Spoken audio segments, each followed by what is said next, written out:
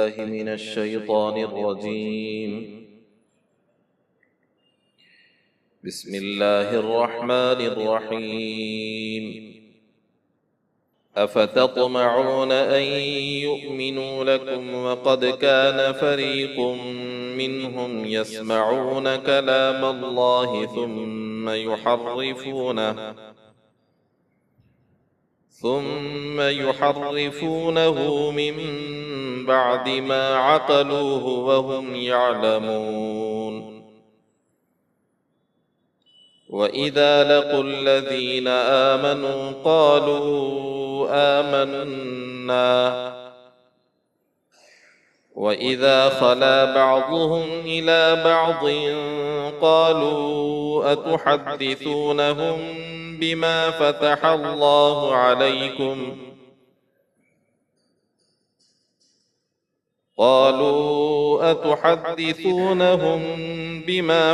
الله عليكم ليحاجوكم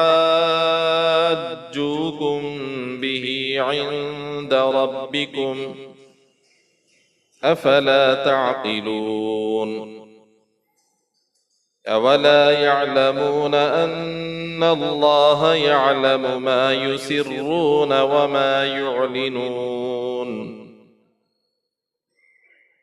ومنهم أميون لا يعلمون الكتاب إلا أماني وإن هم إلا يظنون. فويل للذين يكتبون الكتاب بأيديهم ثم يقولون هذا من عند الله ليشتروا به ثمنا قليلا فويل لهم مما كتبت أيديهم وويل لهم مما يكسبون.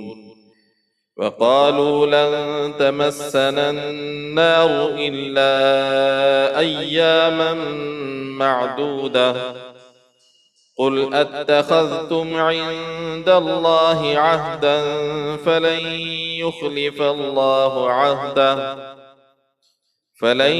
يخلف الله عهده أم تقولون على الله ما لا تعلمون. بلى من كسب سيئة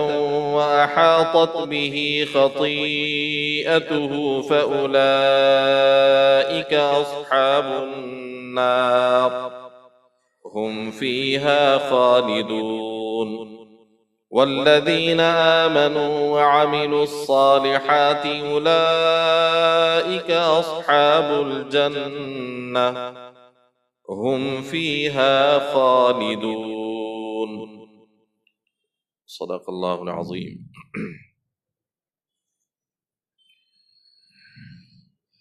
معزز سامعین کرام، یہ سورہ بقرہ کے 90 رکوع کی چند آیتیں ہیں. اس سے پہلے والی آیات مبارکہ میں جو مضمون بیان کیا گیا ہے وہ بنی اسرائیل اور بنی اسرائیل میں خاص طور سے یہود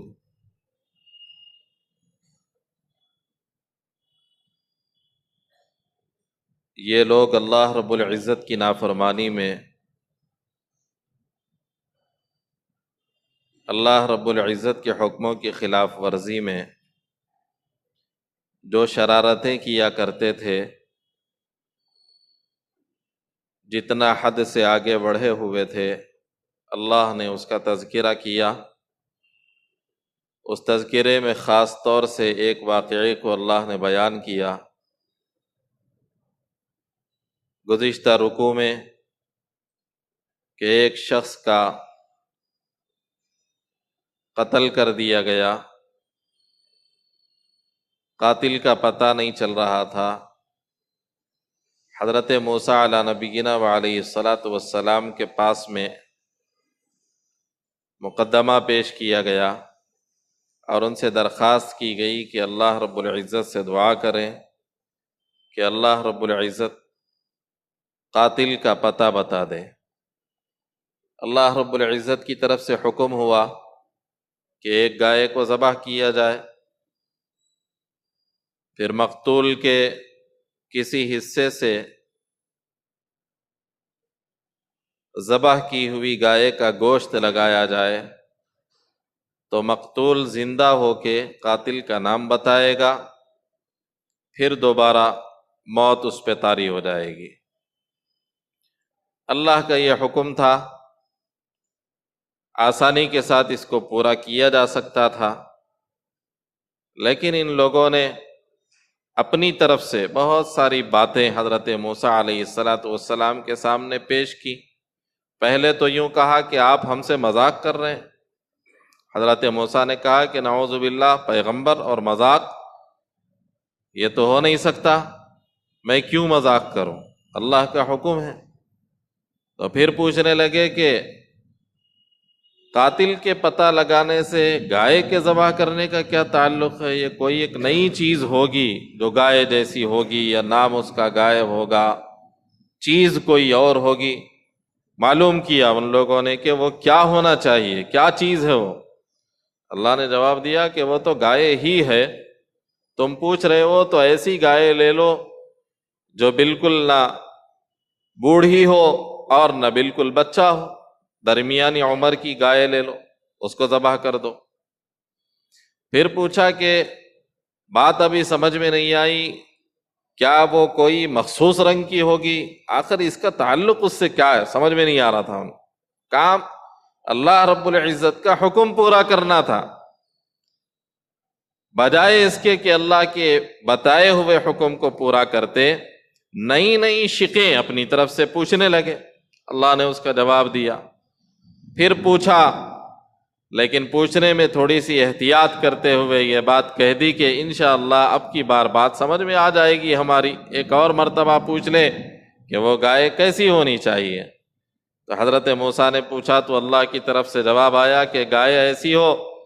جس سے کسی قسم کا کوئی کام نہ لیا گیا ہو،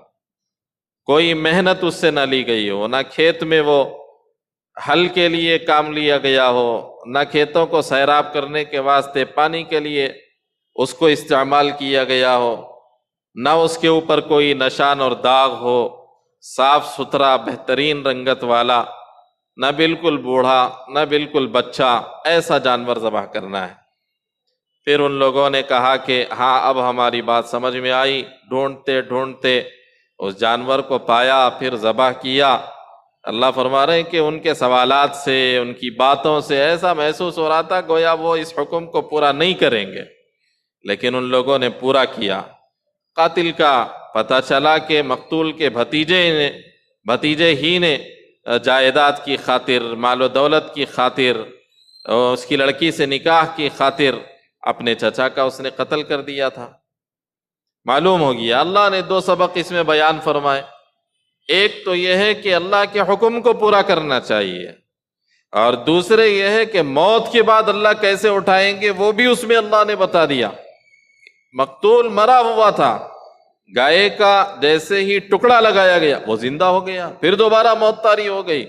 تو مردوں کو اللہ ایسے ہی زندہ کریں گے تمہاری نظروں کے سامنے کر کے اللہ نے دکھا دیا۔ یہ ایک سبق ان کے لیے تھا۔ تو اللہ کے بہت سارے انعامات ان کے اوپر ہوتے رہے،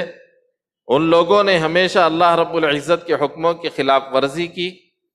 اللہ رب العزت نے ان کے بارے میں ارشاد فرما دیا کہ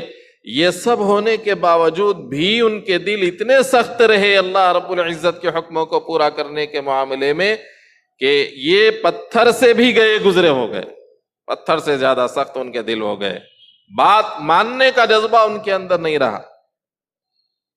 اس لیے کہ پتھروں کے حالات اللہ نے بیان کیے، کچھ پتھر تو وہ ہوتے ہیں اللہ کے خوف سے نہریں ان سے جاری ہو جاتی ہیں، کچھ پتھر وہ ہوتے ہیں نہر اگر جاری نہ ہوئی تب بھی کچھ نہ کچھ پانی اس سے رسنے لگتا ہے، اور کچھ پتھر ایسے ہوتے ہیں کہ پانی نہ بھی نکلے تب بھی اللہ کے خوف سے لڑک کے نیچے گر جاتے ہیں۔ یہ احساس پتھروں میں بھی ہے اللہ کے حکموں کا، لیکن ان لوگوں کے پاس میں اتنا بھی احساس نہیں ہے، اس سے زیادہ سخت ان کے دل ہو گئے۔ اللہ رب العزت نے کہا کہ جو کچھ دنیا میں کر رہے کر لو، تم سمجھتے ہو کہ اللہ تمہارے اعمال سے باخبر نہیں ہے، یاد رکھو اللہ رب العزت تمہارے ہر کام سے بخوبی واقف ہے۔ وما اللہ بغافل عما تعملون، جو کچھ تم کرتے ہو اللہ اس سے غافل نہیں ہے، اللہ باخبر ہے اس سے۔ تو یہ ساری چیزیں بیان کرنے کے بعد ایمان والوں کے لیے ایک مضمون بیان کیا جا رہا ہے، خاص طور سے حضور اکرم صلی اللہ علیہ وسلم کے لیے اور آپ کے صحابہ کرام کے لیے۔ مدینہ منورہ آنے کے بعد زیادہ تر سابقہ یہ یہودیوں ہی سے پڑا تھا، ان میں بھی بہت سارے منافق تھے، ظاہری طور پہ ایمان لا کے مسلمانوں میں آ کے ملتے تھے، پھر جا کے اپنے لوگوں کے پاس میں انہی کے بن کے رہتے تھے۔ تو سابقہ یہودیوں سے تھا، مسلمانوں کی بڑی خواہش تھی کہ یہ لوگ بھی ایمان لے آ جائیں، نبی رحمت صلی اللہ علیہ وسلم کی رسالت کو مان لیں، اللہ رب العزت کے کلام پر عمل کرنے لگ جائیں، بڑی خواہش تھی اس کی۔ نبی رحمت صلی اللہ علیہ وسلم کو بھی، صحابہ کرام کو بھی، اہل کتاب تھے وہ۔ ایک تو یہ ہے کہ حضور پاک علیہ الصلاۃ والسلام کی شفقت تھی کہ آپ صلی اللہ علیہ وسلم چاہتے تھے کہ کوئی بھی بندہ ایسا نہ ہو جو جہنم میں جائے، ہر ایک جنت میں جانے والا بن جائے۔ اس کی خاطر دن رات محنتیں مشقتیں آپ کی چلتی تھیں، اور وہی مزاج صحابہ کرام میں منتقل ہوا تھا، تو ان کی بھی وہی خواہش تھی۔ تو اللہ رب العزت نے ان کے یہ ساری چیزوں، اس زمانے میں بھی وہ کم شریر نہیں تھے، حضور پاک علیہ الصلاۃ والسلام کو ستانے کے معاملے میں، آپ کے خلاف بغاوت کے معاملے میں، ایمان والوں کو ایمان سے دور کرنے کے معاملے میں، بلکہ ان کے ایمان کو ختم کر دینے کے معاملے میں بہت آگے بڑھے ہوئے تھے، کوششیں ان کی جاری تھیں۔ اللہ رب العزت نے حضور اکرم صلی اللہ علیہ وسلم پر آیات نازل فرمائی کہ یہ بہت خطرناک قسم کے لوگ ہیں، اللہ رب العزت کے بڑے بڑے انعامات ہونے کے باوجود بھی ان کے دل نرم نہیں ہوئے، اس واسطے ان کے ایمان کی امید نہ رکھی ہے، یہ ایمان لانے والے نہیں ہیں۔ افتطمعون ان یؤمنوا لکم وقد کان فریق منهم یسمعون کلام اللہ، پڑھی گئی آیات مبارکہ میں پہلا جو حصہ ہے وہ یہی ہے، اللہ فرما رہے کیا تم لوگ اس بات کی امید میں ہو کہ تمہارے لیے وہ ایمان لے آئیں گے، حالانکہ ان میں کا ایک گروہ اللہ کے کلام کو سن چکا ہے، یسمعون کلام اللہ ثم یحرفونہ من بعد ما عقلوہ، اور جس کلام کو ان لوگوں نے سنا ہے اس کو سمجھنے کے بعد اس میں تبدیلی کر دی، اللہ کے کلام کو سننے کے بعد اس کو سمجھنے کے بعد اس میں تبدیلی کر دی، وَهُمْ يَعْلَمُونَ، اور جانتے بوجھتے کی ان لوگوں نے یہ کام، ان کو پتا تھا کہ ہم برا کر رہے ہیں، اس کے باوجود بھی وہ کام کر دیے، اتنے خطرناک لوگ ہیں یہ۔ اب یسمعون کلام اللہ میں مفسرین کرام نے جو باتیں بیان فرمائی ہیں، ایک تو یہ ہے کہ تورات ان لوگوں نے انبیاء کی زبان سے سنی تھی، تورات اللہ رب العزت کا کلام، جیسے قرآن پاک اللہ کا کلام، تورات کو ان لوگوں نے سنا تھا، پھر اس کے احکام کو ان لوگوں نے سمجھا بھی تھا، اس کے باوجود یہ لوگ اس میں تبدیلی کرتے رہے، اس کی آیات کو بدل ڈالا، اس کے الفاظ کو بدل ڈالا، اس کی تفسیر تشریح کو بدل ڈالا، یہ کام ان لوگوں کا کیا ہوا ہے۔ اللہ کا کلام سنے اور سمجھے اور پھر اس بات کو جانتے ہوئے کہ اس میں رد و بدل کرنا درست نہیں ہے، برا ہے، یہ جانتے بوجھتے اس میں تبدیلی ان لوگوں نے کر دی۔ بعض مفسرین نے کہا کہ یسمعون کلام اللہ میں براہ راست اللہ کا کلام سنا ان لوگوں نے۔ حضرت موسیٰ جب تورات لے کے آئے، لوگوں نے کہا کہ ہم کیسے مان لیں کہ یہ اللہ کا کلام ہے، اللہ رب العزت خود بتائیں تو ماننے کے لیے تیار ہے۔ اللہ رب العزت کا حکم ہوا، منتخب کر کے 70 لوگوں کو حضرت موسیٰ لے گئے،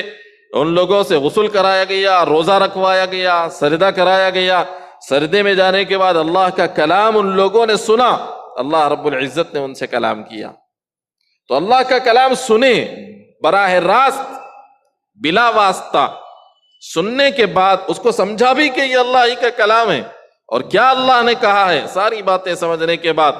قوم میں آ کے تبدیل کر دیے۔ ثم یحرفونہ من بعد ما عقلوا، قوم میں آ کے بولے واقعی یہ اللہ میاں کا ہی کلام ہے، اس واسطے اس کو ماننا چاہیے، لیکن اللہ میاں یہ بھی بولے اس میں سے کوئی حکم سمجھ میں نہیں آیا، نہیں کرے تو معاف، اپنی طرف سے ملا کے بول دیے۔ تو یہ جو تحریف کرے اللہ کا کلام سننے کے بعد بھی یہ لوگ تحریف کرنے والی قوم ہے، اتنی خطرناک ہے، اللہ کی نہیں سننے والے تمہاری کیا سنیں گے۔ یہ گویا اس آیت مبارکہ میں حضور پاک علیہ الصلوۃ والسلام کو اور صحابہ کرام کو بتایا گیا، اور ان کے حالات اللہ نے بیان فرمائے۔ یہ لوگ آتے ہیں تمہارے پاس میں تو ایمان لے کے اس ایمان پر عمل کے تقاضے اور جذبے کے ساتھ میں نہیں آتے، یہ تو نفاق ان کے اندر بھرا ہوا ہے، تمہارے راز لینے کے واسطے تمہارے پاس آتے ہیں، کمزور ایمان والوں کے ایمان کو چھیننے کے لیے یہ تمہارے پاس میں آ کے بیٹھتے ہیں۔ وہ ان کے حالات ہیں۔ وَإِذَا لَقُوا الَّذِينَ آمَنُوا قَالُوا آمَنَّا،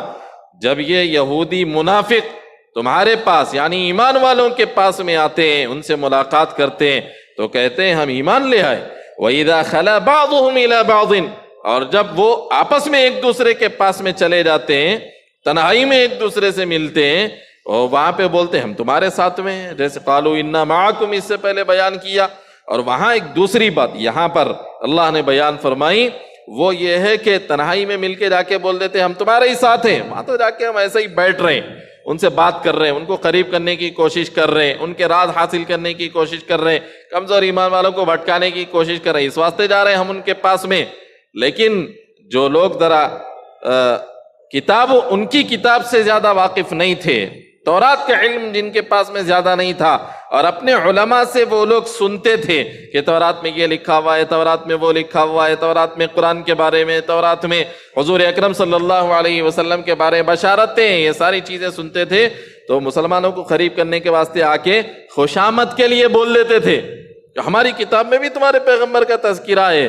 ہماری کتاب میں بھی تمہاری کتاب کا تذکرہ ہے۔ ایک تو اپنا ایمان جتلانے کے واسطے، منافق تھے نا، اپنا ایمان بار بار بتاتے رہنا پڑتا، میں مومنی چھوں مومنی چھوں، بولے تو ایمان والے قبول کر لیتے، منافق رہے تو بولتا، ایمان والا جو رہتا انہیں بولنے کی ضرورت نہیں رہتی، ایمانی تقاضوں کو پورا کرتے رہتا، خود بخود ایمان اس کا سمجھ میں آتا۔ تو یہ منافقین بار بار اپنا ایمان بھی جتاتے رہتے تھے، اور کمزور ایمان والوں کو قریب کرنے کے واسطے اس طرح کی باتیں کرتے تھے۔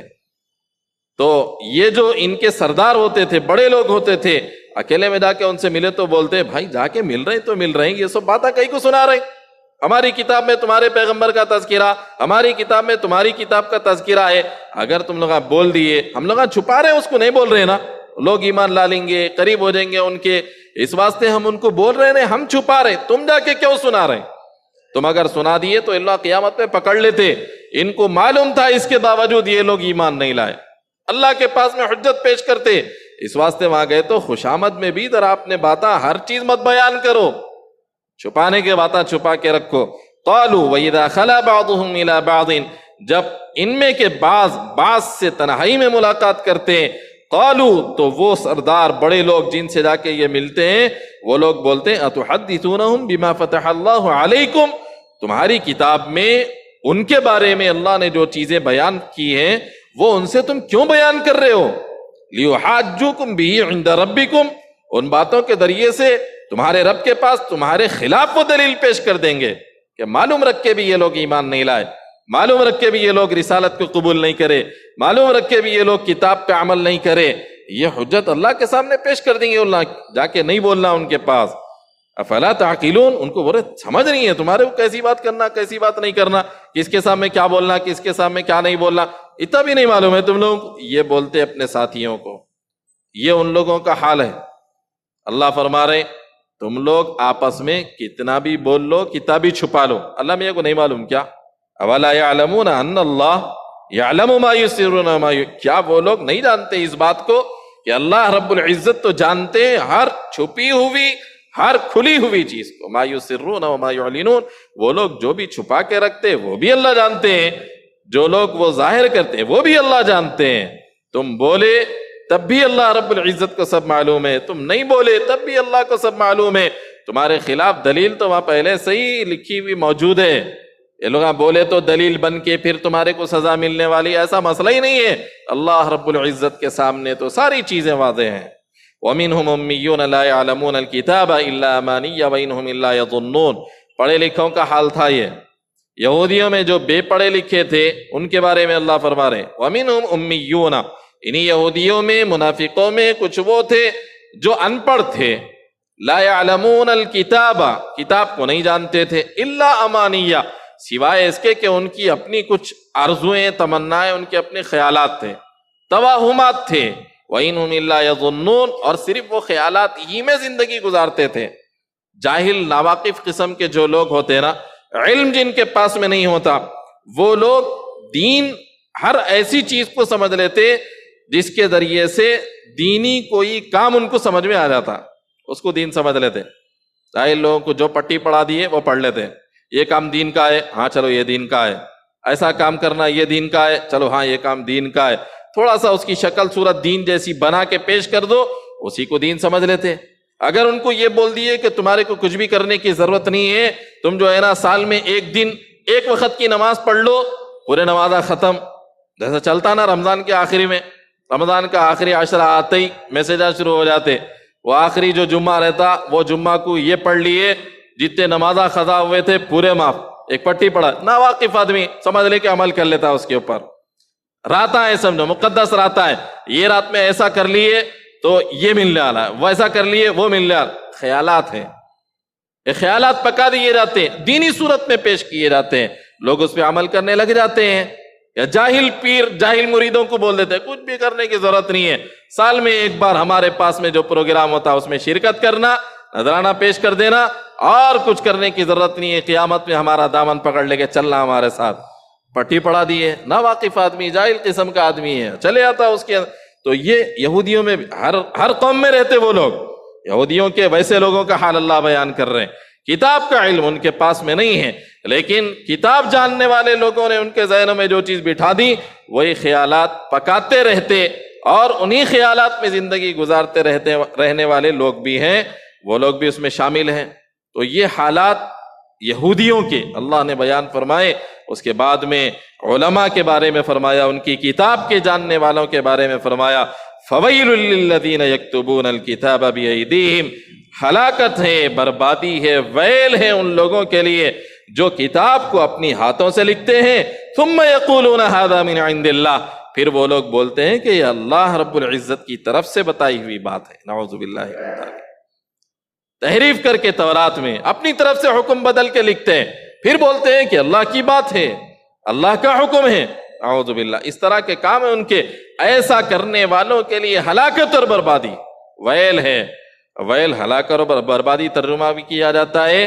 ویل جہنم کی ایک وادی کا نام بھی بیان کیا گیا حدیثوں میں کہ ویل جہنم کی ایسی وادی ہے جس کے اندر ڈالا جائے گا تو آدمی 40 برس کے بعد میں نیچے تل میں گرے گا، اتنی خطرناک وادی ہے۔ ایسی جہنم ہے ان لوگوں کے واسطے، اپنی طرف سے چیزوں کو پیش کر کے اللہ کی طرف منسوب کر دیتے ہیں۔ ثم یقولون ھذا من، ایسا کیوں کرتے ہیں؟ لیشتروا به ثمنا قلیلا، تھوڑا سا دنیا کا نفع حاصل کرنے کے واسطے، دنیا کی تھوڑی سی قیمت وصول کرنے کے واسطے۔ وہ قیمت کیا تھی؟ یا تو مال و دولت کی شکل میں یا عزت و شہرت کی شکل میں۔ یہ ان لوگ ثمنا قلیلا، تھوڑی، یہ تھوڑی میں مفسرین کرام نے ایک نقطہ بیان کیا، یہ تھوڑی میں اگر پوری دنیا بھی ملی سمجھو ایسا کرنے کی وجہ سے تو بھی تھوڑی چھے کہتے ہیں، ثمنا قلیلا ہی چھے ہو، اس لیے کہ آخرت کے مقابلے میں کچھ بھی نہیں ہے۔ اگر کسی کو بولے پوری دنیا تمہارے کو دے دیتے، تم اپنی طرف سے پیش کر کے اللہ کا حکم بول کے سنا دو، اور انہیں اس کے واسطے سنا کے پوری دنیا بھی لے لیا تو ثمن قلیل ہے، وہ زیادہ نہیں ہے، وہ ثمن قلیل ہے وہ اس کے مقابلے میں، دین کے مقابلے میں، آخرت کے مقابلے میں، اور اللہ رب العزت کی طرف منسوب کر رہے اتنی بڑی بات کے مقابلے میں تھوڑی چیز ہے، بہت کم عوض ہے۔ تو اللہ فرمائے تھوڑے سے منفعت کی خاطر یہ لوگ اللہ کے حکموں کو تبدیل کر کے لوگوں کے سامنے پیش کرتے ہیں، ایسے لوگوں کے لیے ہلاکت اور بربادی ہے۔ فویل لہم مما کتبت ایدیہم، ہلاکت ہے ان لوگوں کے لیے جو اپنے ہاتھوں سے اس طرح کی چیزیں لکھتے ہیں، وویل لہم مما یکسبون، اور ہلاکت اور بربادی ہے ان لوگوں کے واسطے جو ایسا لکھ کے تھوڑی سی کمائی حاصل کر لیتے ہیں۔ وقالوا لن تمسنا النار الا ایاما معدودہ، آگے ایک اور چیز بیان کی جا رہی، فویل للذین یکتبون الکتاب بایدیہم میں جتنے بھی باطل فرقے اس وقت میں موجود ہیں وہ سب جو تحریف کر کے پیش کر رہے ہیں آیات مبارکہ میں کہ یہ آیت مبارکہ ہے، اس کا یہ ترجمہ ہے، اس کا یہ مفہوم ہے، اس کا یہ مطلب ہے، باطل فرقے جیتے ہیں نا وہ لوگ بھی قرآن حدیث ہی استعمال کرتے ہیں، اس میں آئے ہوئے الفاظ کو لے کے اپنی طرف منسوخ کر لیتے ہیں۔ جیسے مثال کے طور پہ قادیانیوں کا مسئلہ ہے، وہ لوگ قرآن پاک میں اللہ نے بیان فرمایا بہت ساری آیات ہیں، ان میں سے ایک آیت کو بھی بناتے، مثال کے طور پہ میں آپ کو پیش کر رہا ہوں، حضرت عیسیٰ علی نبینا وعلیہ الصلاۃ والسلام کا قول ہے، حضرت عیسیٰ نے اپنی قوم سے کہا کہ میرے بعد میں ایک پیغمبر آنے والے، من بعد اسمہ احمد، میرے بعد میں آئیں گے، ان کا نام احمد ہوگا۔ یہ قرآن پاک کی آیت مبارکہ کا ٹکڑا ہے۔ اب وہ لوگ احمد سے بولتے غلام احمد ہے نا، وہ احمد ہے، اس سے نعوذ باللہ من ذالک، تحریف ہے، اپنے ہاتھوں سے لکھ رہے، اللہ کا بول رہے، اور اس کے تو بہت ہے خطرناک قادیانی کے، مرزا غلام احمد قادیانی کے باضابطہ کتابیں ہیں جس میں لکھا انہیں الہامات ہے، کہتے اللہ کی طرف سے آئے ہوئے اس کے پاس، نعوذ باللہ من ذالک، پورے بڑی بڑی کتابیں اس کی لکھی ہوئی ہیں، یہ الہام ہے، وہ الہام ہے، اللہ کی طرف سے میرے کو دیا گیا، یہ اللہ کا پیغام ہے، میرے پاس نازل کیا گیا، نعوذ باللہ من ذالک۔ اس طرح کی چیزیں، حدیثوں کا معاملہ بھی ایسا ہی ہے، بہت ساری حدیثیں، ان حدیثوں کو اپنی طرف منسوب کر لیتے، جتنے بھی باطل فرقے ان لوگوں کا یہی حال ہے۔ احادیث مبارکہ میں جو چیزیں بیان کی جاتی ہیں وہ، جیسے شکیل بن حنیف کا مسئلہ ہے، قادیانیوں کا ایک دوسرا ٹکڑا ہے، وہ نام اس کا بدل گیا، مہدی ہونے کا دعویٰ کرا، ابھی زندہ ہے، لوگوں کو لے جا کے بیعت کرا رہے ہیں اس کے پاس میں۔ اب انہیں بولتا حضرت مہدی کے بارے میں جو تذکرہ ہے مدینے میں وہ پیدا ہوں گے، انہیں بولتا مدینہ بولے تو مدینہ منورہ تھوڑی مراد ہے، مدینے سے شہر مراد ہے، شہروں میں کون سا بھی شہر ہو سکتا، بہار تھا، وہ بہار میں پیدا ہوا، اس واسطے میں چھوں، نعوذ باللہ۔ اس طرح جو تحریف کر لیتے ویسے لوگوں کے واسطے اللہ فرما رہے فَوَيْلٌ لَهُم مِّمَّا كَتَبَتْ أَيْدِيهِمْ وَوَيْلٌ لَهُم مِّمَّا يَكْسِبُونَ۔ یہودی کارنامے ہیں، یہ یہودیوں کے کام ہے یہ۔ وَقَالُوا لَن تَمَسَّنَا النَّارُ إِلَّا أَيَّامًا مَّعْدُودَةً۔ ان لوگوں کا اور ایک حال اللہ بیان کر رہے ہیں یہودیوں کا، ان لوگوں کو بولتے تھے کہ دیکھو تم حضرت نبی رحمت صلی اللہ علیہ وسلم پر ایمان نہیں لائے تو ایسی صورت میں مومن نہیں ہوتے، جب مومن نہیں ہوئے تو کافر ہوئے، کافر ہوں گے تو ہمیشہ جہنم میں رہیں گے، تم ہمیشہ کی جہنم سے بچانے کے واسطے تم کو ہم ایمان کی طرف بلا رہے ہیں، رسالت کو ماننے کی طرف بلا رہے ہیں، قرآن کو ماننے کی طرف بلا رہے ہیں۔ تو اللہ بولتے تھے نہیں نہیں، ہم حضرت موسیٰ کو مان لیے نا، حضرت موسیٰ کو ماننے کے بعد نہ حضرت عیسیٰ کو ماننے کی ضرورت ہے، نہ حضور اکرم صلی اللہ علیہ وسلم کو ماننے کی ضرورت ہے۔ جب ضرورت ہی نہیں ہے اس کی تو ہم بھی مومن ہیں، اور مومن رہ کے کچھ بھی غلط کر لیے سمجھو تھوڑے دن جہنم میں جاتے پھر نکل جاتے۔ ایمان والا ایمان لانے کے بعد میں اللہ نے قرآن پاک کی آیات میں اور احادیث مبارکہ میں جو بات بیان کی گئی ہے وہ یہ ہے، ایمان لانے کے بعد اگر بندہ غلط کام کرتا رہا، برے اعمال کے ساتھ زندگی گزارا، تو اس کو اول وہلا میں جنت تو نہیں ملے گی، جہنم میں ڈالا جائے گا، لیکن جب اس کے گناہوں کی سزا اس کو مل جائے گی تو پھر ایمان کی برکت سے اس کو نکال کے جنت میں داخل کر دیا جائے گا۔ ایمان والا ہمیشہ ہمیشہ کے لیے جہنم میں نہیں رہے گا۔ تو یہ یہود بولتے تھے ہم بھی ایمان والے تھے، حضرت موسیٰ کو مان لیے، اس کے بعد کس کو بھی ماننے کی ضرورت نہیں ہے، جب ہم بھی ایمان والے ہیں، تھوڑے بہت غلطیاں جو بھی ہو جا رہے ہمارے سے، وہ غلطیوں کی وجہ سے تھوڑے دن جہنم میں رہیں گے پھر نکل لیں گے۔ لن تمسنا النار الا ایاما معدودہ، وہ لوگ بولتے تھے کہ جہنم کی آگ ہمیں نہیں چھوئے گی، ہم جہنم میں نہیں رہیں گے مگر تھوڑے دن، گنتی کے چند دن۔ اب گنتی کے چند دنوں میں پھر بعض مفسرین نے یہ بھی لکھا ہے حساب ڈالے گتے اللہ، حساب ڈال کے بولے پوری دنیا 7000 سال کی ہے، اور 7000 سال میں ہر 1000 سال کے بدلے میں ایک دن کی سزا اللہ میاں دیں گے، 7 دن جہنم میں رہیں گے ہم، اس کے بعد نکل لیں گے۔ بعض لوگ کیلکولیٹ کرے گتے، اللہ رب العزت جو ہے نا زقوم کے درخت کا تذکرہ کرے تو جہنم کے اطراف میں زقوم کے درختاں لگے ہوئے جس کی مسافت 40 برس کی ہے، 40 برس رہیں گے خالی، اس کے بعد نکال کے جنت میں ڈال دیے جائیں گے ہم لوگ، یا 40 سے پھر 40,000 سال ہوں دو یا 40 دن ہوں دو، کچھ بھی مراد لے لیا، تھوڑے دن رہیں گے جہنم میں پھر نکال کے جنت میں ڈال دیے جائیں گے۔ یہ لوگ بولتے تھے، اللہ فرما رہے اپنی طرف سے تم بول رہے ہیں، یہ بتاؤ قل، اے پیغمبر صلی اللہ علیہ وسلم آپ ان سے پوچھئے، اتخذتم عند اللہ عہدا، کیا تم نے اللہ سے کوئی عہد لیا ہے، ایسا وعدہ لیا ہے کہ تھوڑے دن ہمارے کو جہنم میں رکھ کے پھر نکال دیں گے، ایسا کوئی وعدہ ہے اللہ سے تمہارا ہے تو بتاؤ۔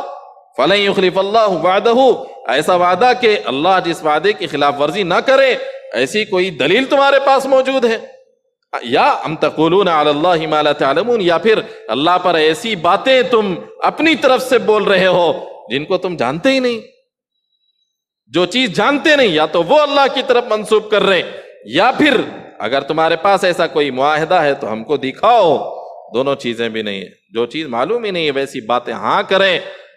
رسالت پر ایمان، قرآن پاک پر ایمان بندے کے مومن ہونے کے لیے ضروری ہے. حضور اکرم صلی اللہ علیہ وسلم کے تشریف لانے کے بعد میں اب کوئی شریعت، کوئی پیغمبر، کوئی دین، کوئی کتاب کام آنے والی نہیں ہے. حضور پاک علیہ الصلاۃ والسلام کے آنے کے بعد ایمان تو ساری کتابوں پہ لایا جائے گا، لیکن پھر اس کتاب پر ایمان لا کر کے عمل اس پر کیا جائے گا. رسولوں کو تو سارے مانا جائے گا، لیکن آخر میں حضور اکرم صلی اللہ علیہ وسلم کو مان کر آپ کی اتباع اور پیروی میں زندگی گزاری جائے گی. پہلے کے دینوں کو تو اللہ نے وہ دین نازل کیا ہے، تسلیم کیا جائے گا، لیکن اس وقت میں چلنے والا یہ دین ہے، اس کو مان کر کے اسی پر چلنے کی وجہ سے نجات ملے گی. یہ مسئلہ ہے. اللہ فرما رہے بلا من کسب سیئۃ واحاطت بہ خطیئتہ فاولئک اصحاب النار. اگر ایمان نہیں لائے اور ایسے ہی رہے تو ایسی صورت میں کیوں جہنم میں نہیں جائیں گے؟ بلا کیوں نہیں. من کسب سیئۃ، جو کوئی برائی کمائے، برا عمل کرے، واحاطت بہ خطیئتہ، اور اس کی برائیاں اس کو گھیر لیں، فاولئک اصحاب النار، تو وہ لوگ جہنم والے لوگ ہوں گے. ہم فیہا خالدون، جس میں وہ ہمیشہ ہمیشہ رہیں گے. تھوڑے دن رہ کے نکلنے کا مسئلہ نہیں ہے، ہمیشہ ہمیشہ رہیں گے. اب اس میں دو باتیں، ایک تو یہ ہے کہ بلا من کسب سیئۃ واحاطت بہ خطیئتہ میں یہاں پر خطیئہ سے کفر مراد ہے. خطیئہ اس جگہ، خطیئت تو غلطی کو، نافرمانی کو، گناہ کو کہا جاتا ہے، لیکن یہاں خطیئہ جس معنی میں وہ کفر کے معنی میں، اس لیے کہ کافر ہی ہمیشہ ہمیشہ کے لیے جہنم میں جائے گا. ہاں اس سے ایک دوسری بات یہ بھی سمجھ میں آتی ہے کہ وہ بندہ جو گناہ کرے، من کسب سیئۃ واحاطت بہ خطیئتہ، اور گناہ کرتے کرتے زندگی پوری گناہ میں گزار دے، نیکی کی طرف ہی نہ آئے، گناہ کرتے کرتے جس کا انتقال ہو جائے، بغیر توبہ کے جو مر جائے، تو اس کو بھی جہنم میں ڈالا جائے گا، وہ بھی جہنم میں جائے گا. اور اگر کوئی کفر پہ مر گیا بغیر توبہ کے، ہمیشہ ہمیشہ کے لیے اس کو جہنم میں ڈال دیا جائے گا، دوبارہ پھر نہیں نکالا جائے گا. ہاں جو ایمان والے ہوں گے دوسرے آیات مبارکہ کی روشنی میں اور احادیث مبارکہ میں بیان کیے ہوئے مضامین کی روشنی میں، ایمان کی برکت سے ان کے گناہوں کی سزا ان کو ملنے کے بعد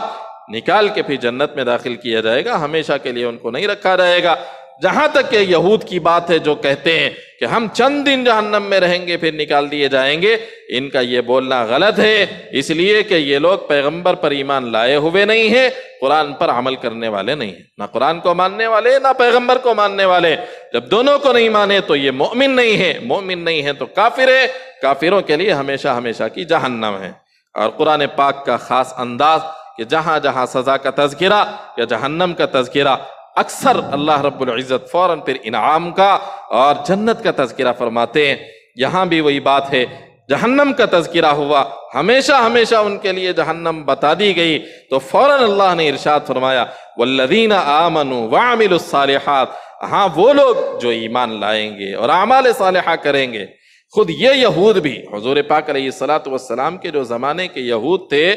ظاہر بات ہے کہ ان لوگوں نے تو تبدیلی نہیں کی تھی، اس کے اندر تحریف نہیں کی تھی اپنی طرف سے،